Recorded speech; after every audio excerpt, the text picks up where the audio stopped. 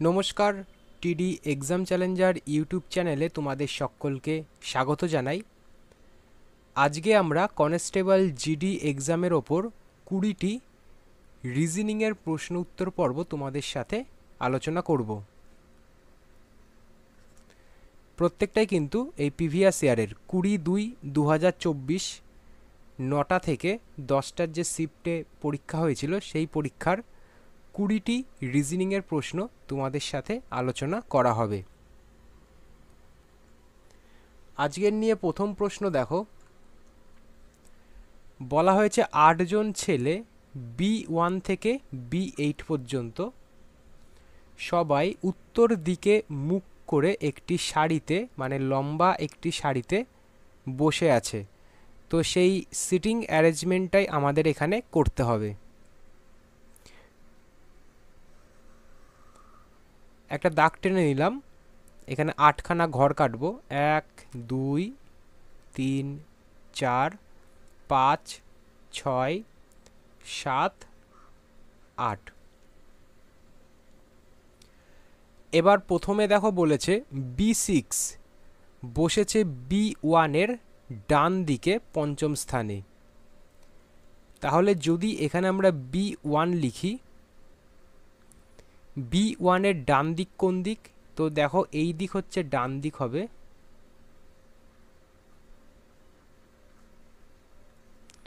আর এই দিক হচ্ছে আমাদের বাঁ দিক হবে।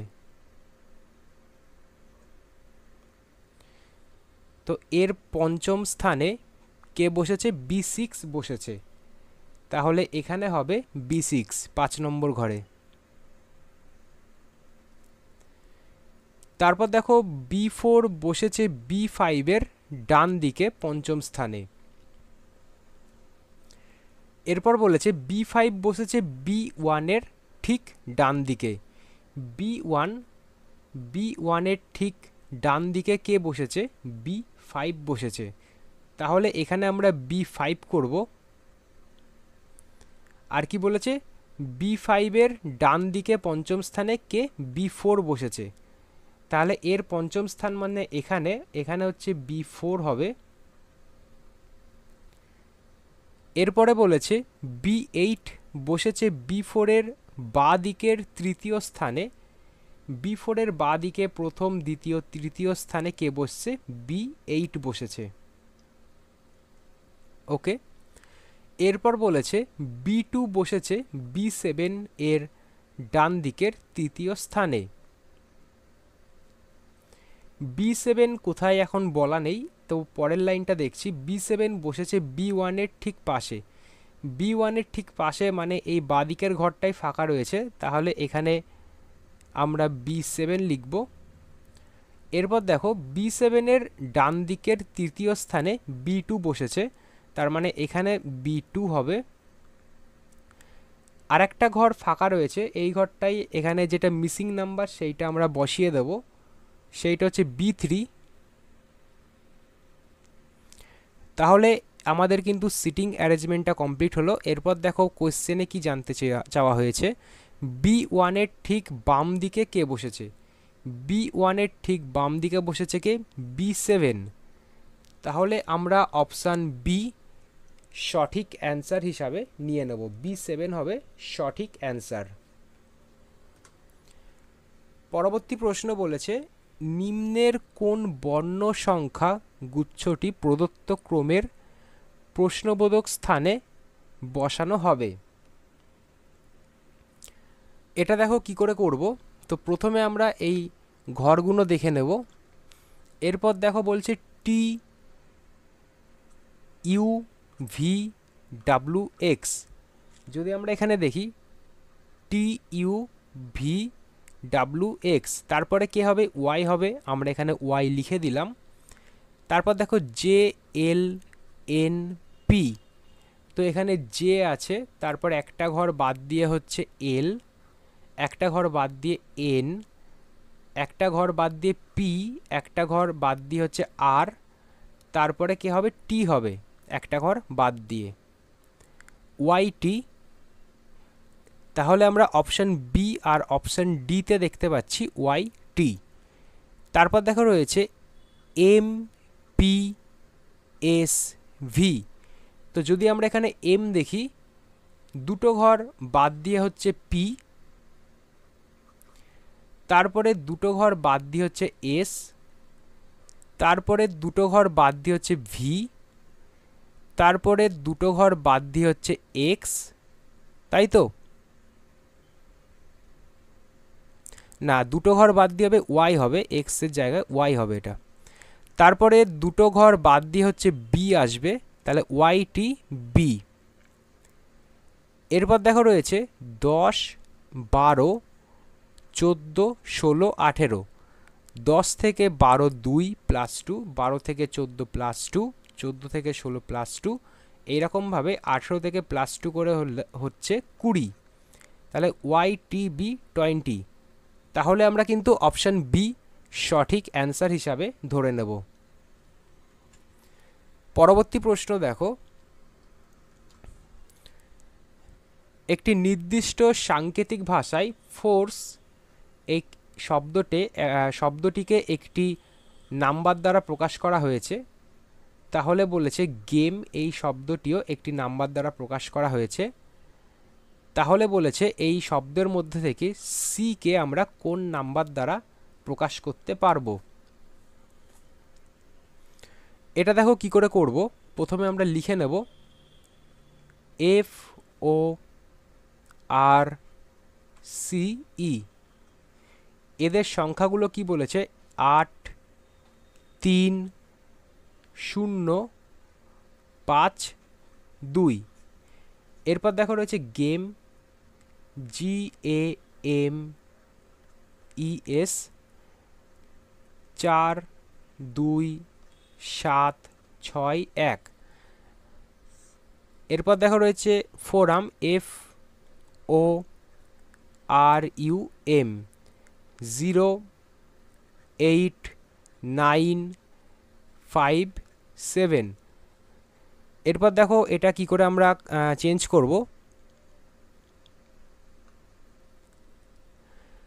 প্রথমে দেখো এফ আর এফ ম্যাচিং আছে, তো এখানে যেহেতু দুটো এফ ম্যাচিং, তাহলে নাম্বারেও দুটো কিন্তু আমরা ম্যাচিং নিতেই পারি। আর কি ম্যাচিং আছে দেখো, ও আর ও ম্যাচিং আছে, আর আছে, তার মানে এখানে 0, 8, আর কি ম্যাচ খাচ্ছে 5। এই তিনটে কিন্তু এখানে ম্যাচ খেয়ে গেল। পরের থেকে দেখো ই আর ই এখানে ম্যাচ খাচ্ছে, দেখো 2 আর 2 কিন্তু এখানে ম্যাচ হয়ে গেল। তার মানে আমাদের একমাত্র পড়ে থাকলো 3, মানে আমরা সি ইজিক্যাল টু 3 করতেই পারি। তো এক্ষেত্রে আমাদের অপশান ডি হয়ে যাচ্ছে সঠিক অ্যান্সার। 4 দাগের প্রশ্ন বলেছে প্রদত্ত শব্দগুলি অভিধানের ক্রম অনুযায়ী সাজাতে হবে। এখানে আমরা লেটার অনুযায়ী দেখব।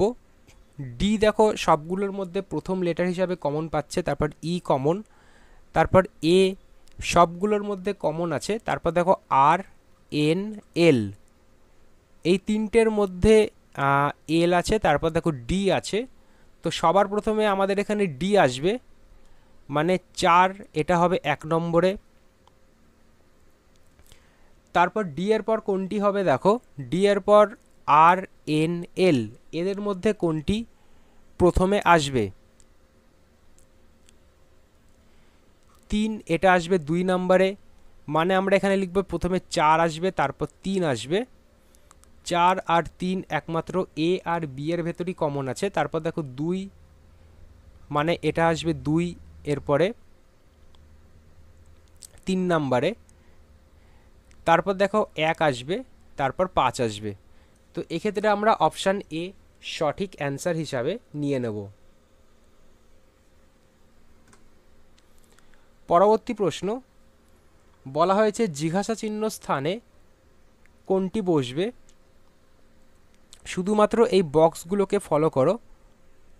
প্রথমে এলো একটা বক্স, তারপর এলো দুটো বক্স, তারপর এলো 3টে বক্স। প্রত্যেকটা বক্সের কিন্তু শেপ এখানে চেঞ্জ হচ্ছে। আমি করানোর চেষ্টা করছি। একটা এলো তারপরের বক্সটা এরকম আছে, তারপরের বক্সটা এরকম আসবে, তারপরের বক্সটা দেখো এরকম আসবে। তাহলে সর্বশেষ বক্স কীরকম আসবে প্যাটার্ন বুঝতে পারছো, সর্বশেষ বক্স এরকম আসবে। আর এইটা কোথায় রয়েছে, এইটা রয়েছে মনে হয় অপশান বি এর মধ্যে, সেক্ষেত্রে অপশান বিকে আমরা সঠিক অ্যান্সার হিসাবে ধরে নেব। পরবর্তী 6 দাগের প্রশ্ন দেখো, একটি ব্লাড রিলেশন থেকে দেওয়া হয়েছে।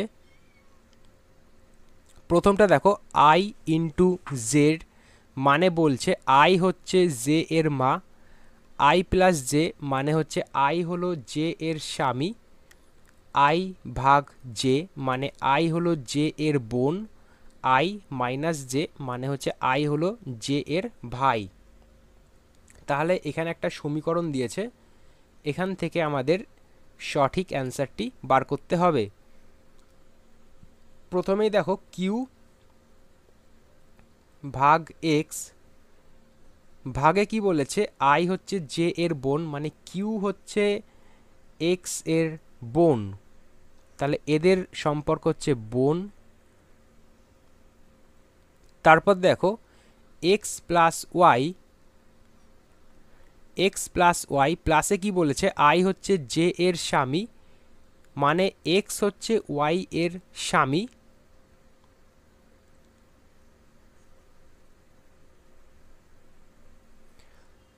এক্স হচ্ছে ওয়াই এর স্বামী মানে এক্স এখানে ছেলে, ওয়াই এখানে মেয়ে। এরপর দেখো ইন্টু ওয়াই ইন্টু জেড আছে গুণ দিয়ে, গুণে কি বলেছে আই হচ্ছে জে এর মা মানে ওয়াই হচ্ছে জেড এর মা,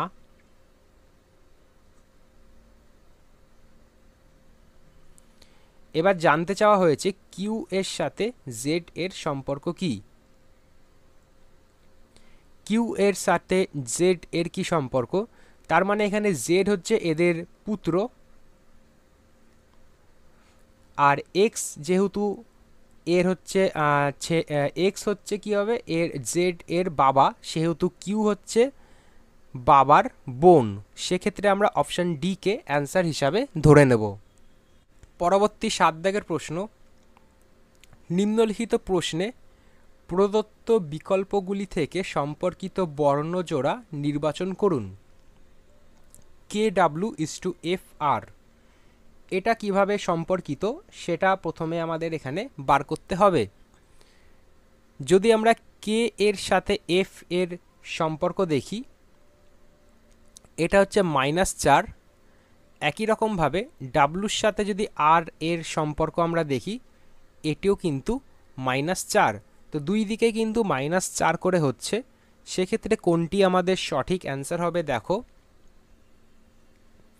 যদি আমরা এখানে I U R D R P এই অপশান সি কে দেখি, আই এর সাথে ডি এর সম্পর্ক কিন্তু -4, একই রকমভাবে ইউ এর সাথে পি এর সম্পর্কও কিন্তু -4, তো এটা আমাদের মিলে যাবে, সেক্ষেত্রে অপশান সি কে আমরা সঠিক অ্যান্সার হিসাবে ধরে নেব। 8 দাগের প্রশ্ন বলেছে নিম্নলিখিত বর্ণগুচ্ছের মধ্যে কোনটিকে প্রদত্ত ক্রমের বাম দিক থেকে ডান দিকে ক্রমানুসারে বসানো হলে ক্রমটি সম্পূর্ণ হবে।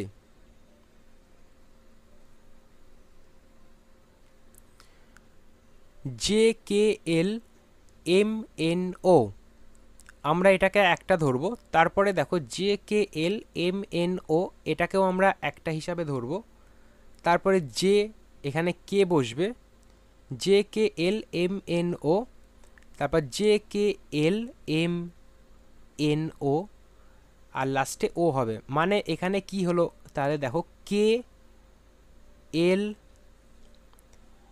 এন ও,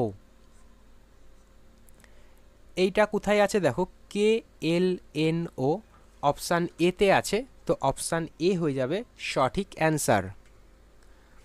পরবর্তী প্রশ্ন বলেছে বাইসাইকেল যেভাবে প্যাডেল এর সাথে সম্পর্কিত, গাড়ি সেইভাবে নিচের কোনটির সাথে সম্পর্কিত? তো দেখো প্যাডেল এর মাধ্যমে কিন্তু বাইসাইকেল চলে, তাহলে গাড়ি চলে কার মাধ্যমে? গাড়ি চলে চাকা এর মাধ্যমে। তো অপশান বি হয়ে যাবে সঠিক অ্যান্সার। পরবর্তী প্রশ্ন দেখো, 5 বন্ধু Alex, Ben, Chris, David, Emma কেন্দ্রের দিকে মানে ভেতরের দিকে মুখ করে একটি বৃত্তাকার টেবিলের চারপাশে বসে আছে। তো প্রথমে আমাদের একটা বৃত্ত আঁকতে হবে।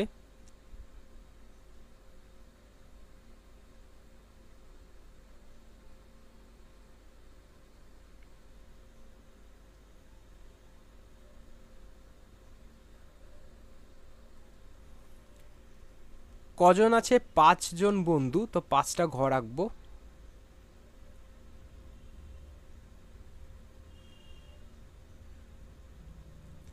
পাঁচটা ঘর হয়ে গেল, প্রত্যেকে কিন্তু ভেতরের দিকে মুখ করে বসে থাকবে। তাহলে এরপর বলেছে দেখো অ্যালেক্স বেনের ঠিক ডান দিকে বসে আছে। তো এখানে যদি আমরা বেন লিখি, বেন এর ডান দিকে মানে এই দিক হবে, এখানে হচ্ছে অ্যালেক্স বসে থাকবে।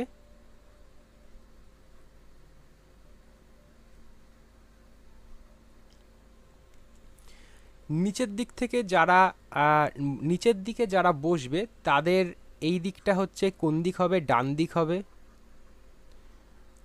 আর এই দিকটা হচ্ছে বাঁ দিক হবে। ওপরের দিকে যারা বসবে তাদের এই দিকটা হবে কোন দিক? বাঁ দিক। আর এই দিকটা হবে ডান দিক। ঠিক আছে, এরপর দেখো কি বলেছে, ক্রিস বা ডেভিডের ঠিক পাশে অ্যালেক্স বসে নেই। মানে অ্যালেক্সের পাশে ক্রিস, এই জায়গাটায় ক্রিস বা ডেভিড বসবে না। এরপর বলেছে ডেভিড এম্মার ঠিক ডান দিকে বসে আছে। সেক্ষেত্রে আমরা এখানে এম্মা লিখতে পারি।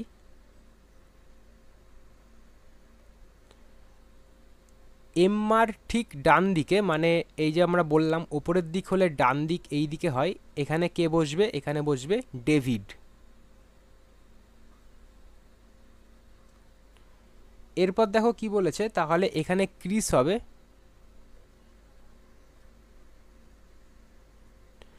তো আমাদের এই সিটিং অ্যারেঞ্জমেন্টটা কমপ্লিট হলো। এরপর দেখো অপশানে বলেছে ক্রিসের ঠিক ডান দিকে কে বসে আছে। ক্রিসের ডান দিক মানে নিচের দিকে, এখানে কে বসে থাকবে? এখানে বেন বসে আছে। সেক্ষেত্রে আমরা অপশান এ বেন সঠিক অ্যান্সার হিসাবে ধরে নেব। 11 দাগের প্রশ্ন দেখো, 11 দাগের প্রশ্নে বলা হয়েছে, এখানে একটা সিম্বল দিয়েছে, এই সিম্বলটি কোনো রকম রোটেশন ছাড়া এই চারটে অপশানের মধ্যে কোথায় বসেছে সেটা খুঁজে বার করতে হবে।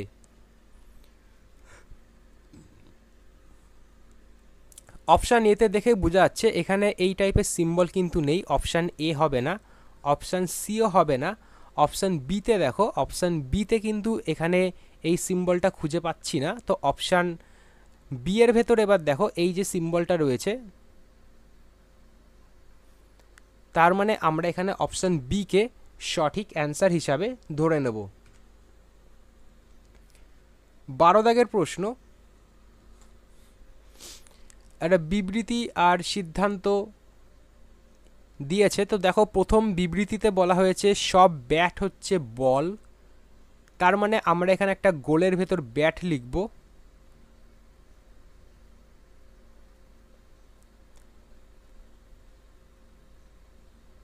সব ব্যাট এখানে বল হিসাবে চিহ্নিত হয়েছে, তো এরকম টাইপের সার্কেলটা আসবে। 2 নম্বরে দেখো বলেছে সব বল হচ্ছে ব্যাডমিন্টন,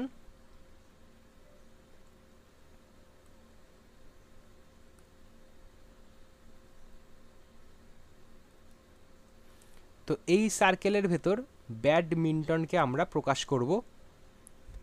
3 নম্বর বিবৃতিতে দেখো বলেছে সব ব্যাডমিন্টন হচ্ছে উইকেট,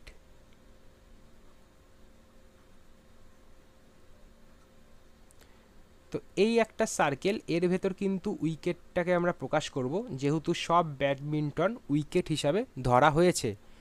এবার সিদ্ধান্ত একে দেখো বলেছে সব ব্যাট হচ্ছে উইকেট। সব ব্যাট উইকেটের ভেতরই আছে, তার মানে 1 নম্বর সিদ্ধান্ত এখানে ফলো করছে। 2 নম্বর সিদ্ধান্তে দেখো বলেছে কিছু ব্যাডমিন্টন হচ্ছে ব্যাট। কিছু ব্যাডমিন্টন, যেহেতু ব্যাট, সমস্ত ব্যাট ব্যাডমিন্টনের ভেতর পড়ছে, তো কিছু ব্যাডমিন্টন ব্যাট হতেই পারে। তো 2 নম্বর সিদ্ধান্তই কিন্তু এখানে ফলো করছে। সেক্ষেত্রে আমরা অপশান সিতে একমাত্র দেখতে পাচ্ছি 1 এবং 2 উভয় সিদ্ধান্ত অনুসরণ করে। তো অপশান সি এখানে সঠিক অ্যান্সার হিসাবে ধরে নেব। 13 দাগের প্রশ্ন দেখো, বলেছে জিজ্ঞাসা চিহ্ন স্থানে কোনটি বসবে? 142, 150, 123, 187, 62 আর জিজ্ঞাসা চিহ্ন। তো 142 থেকে 150 কত হচ্ছে? 142 থেকে 150 হয় +8, 150 থেকে 123 হয় -27, 123 থেকে 187 কতই হয় +64, 187 থেকে 62 হয় -125। তো দেখো 8 হচ্ছে 2 এর কিউব, 27 হচ্ছে 3 এর কিউব, 64 হচ্ছে 4 এর কিউব, 125 হচ্ছে 5 এর কিউব। এরপরে যেটা হবে সেটা হচ্ছে কি 6 এর কিউব। যেহেতু প্লাস মাইনাস, তো এরপরেরটা হচ্ছে প্লাস হবে। 6 এর কিউব কত? 216। 62 সাথে 216কে যোগ করলে হয় 278, 278। আর 278 রয়েছে অপশান এর ভেতর, তো অপশান এ হয়ে যাবে সঠিক অ্যান্সার।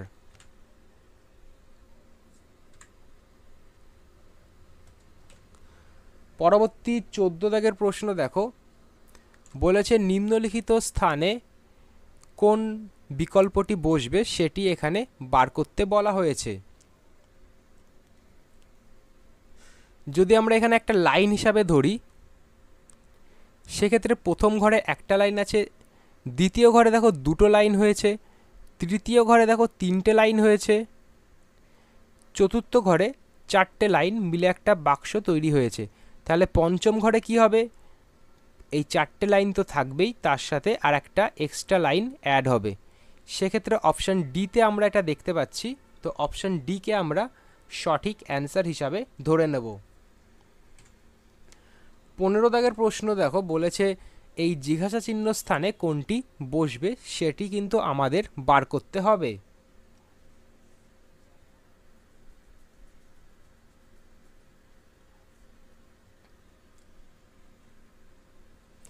8, 18, 38, 78, 158।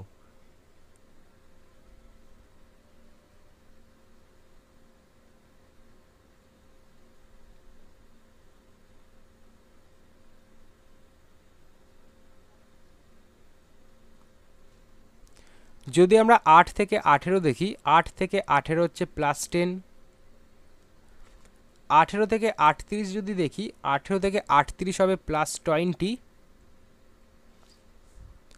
38 থেকে 78 যদি দেখি তাহলে হচ্ছে +40 হবে, 78 থেকে 158 যদি দেখি +80, তাহলে 158 থেকে জিজ্ঞাসা চিহ্ন স্থানে যেতে হলে এখানে কত বসবে? তো প্রথমে দেখো 10 থেকে 20 কী করে হচ্ছে? যদি আমরা 10-এর সাথে 2 গুণ করি 20, 20-র সাথে যদি আমরা 2 গুণ করি 40, 40-এর সাথে আমরা যদি 2 গুণ করি 80, 80-র সাথে যদি আমরা 2 গুণ করি তাহলে কত হবে? 160 হবে। তাহলে 158-র সাথে 160কে আমাদের যোগ করতে হবে।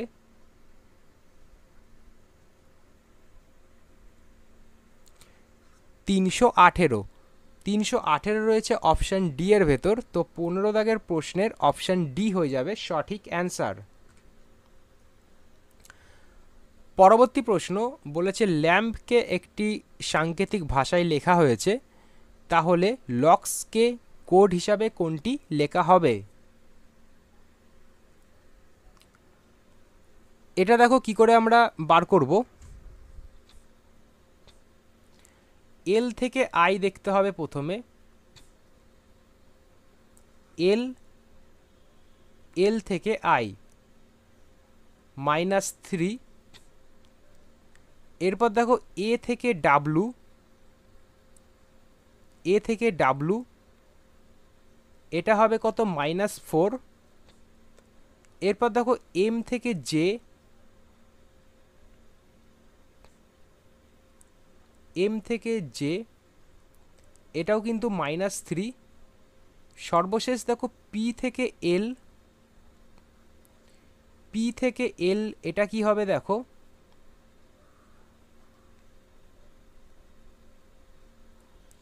-4।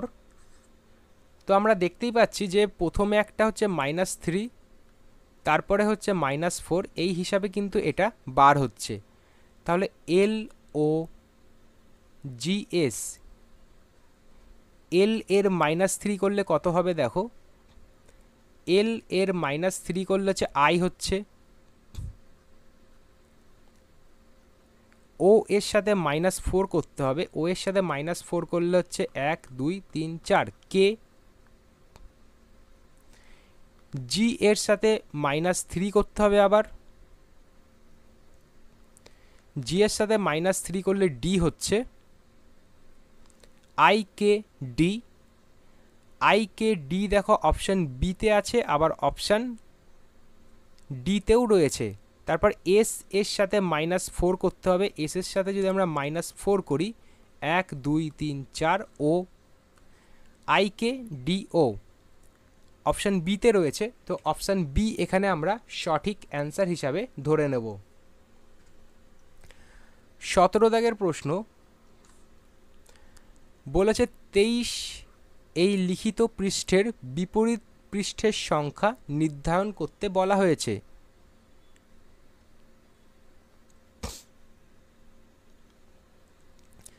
তো দেখো যে সংখ্যাটি এখানে দেখানো হয়েছে মানে 23, এর সাথে আরও যে সংখ্যা রয়েছে এগুলো কিন্তু এর বিপরীতে কোনো দিনই হয় না। তো 23 দেখো আবার এখানে রয়েছে মানে 25 22 21 26, 25 22 21 26 এই চারটে সংখ্যা কিন্তু এখানে এর বিপরীতে বসবে না, মানে অপশান এ এখানে হবে না, অপশান বিও হবে না, অপশান ডিও হবে না, একমাত্র 24 পড়ে রয়েছে। তো আমরা এখানে অপশান সি কে অ্যান্সার হিসাবে ধরে নেব। পরবর্তী প্রশ্ন বলা হয়েছে কোন দুটি চিহ্নকে পরস্পর বিনিময় করলে এই সমীকরণের অ্যান্সার 60 এটি কিন্তু সম্ভব হবে। 18 দাগের প্রশ্ন দেখো কি করে আমরা সলভ করব।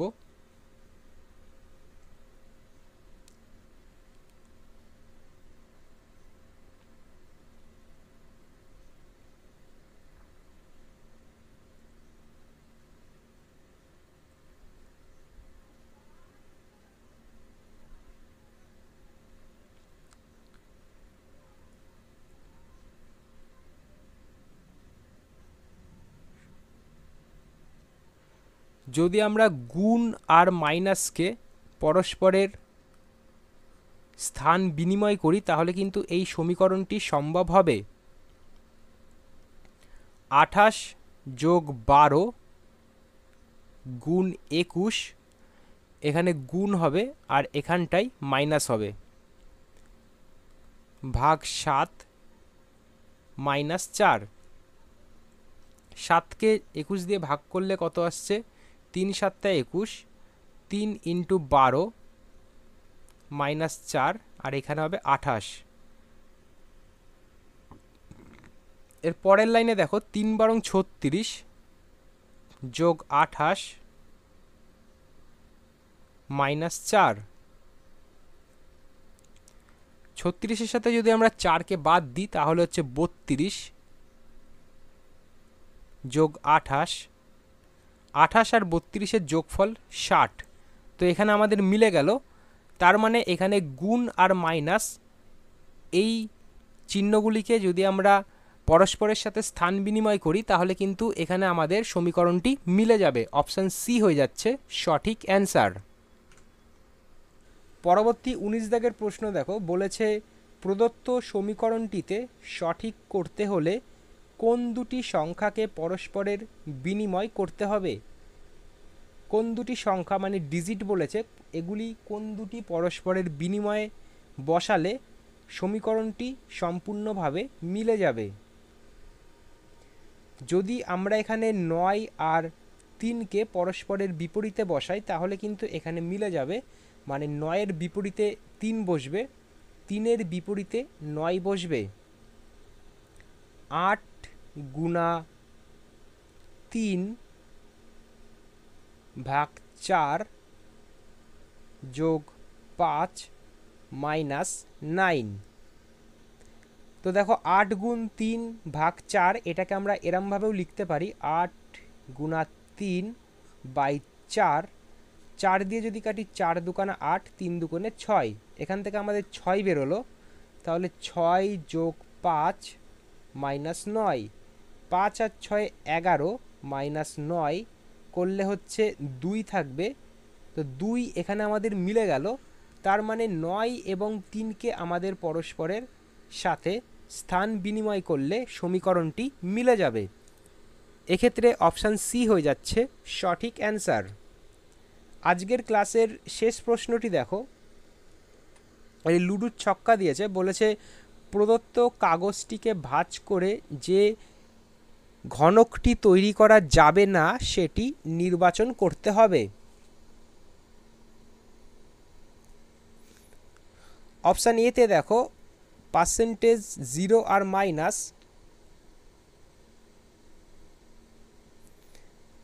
পার্সেন্টেজ 0 আর মাইনাস এটি কিন্তু পরস্পরের সাথে ঠিকঠাকভাবে বসেছে লুডোর ঘনকের মধ্যে।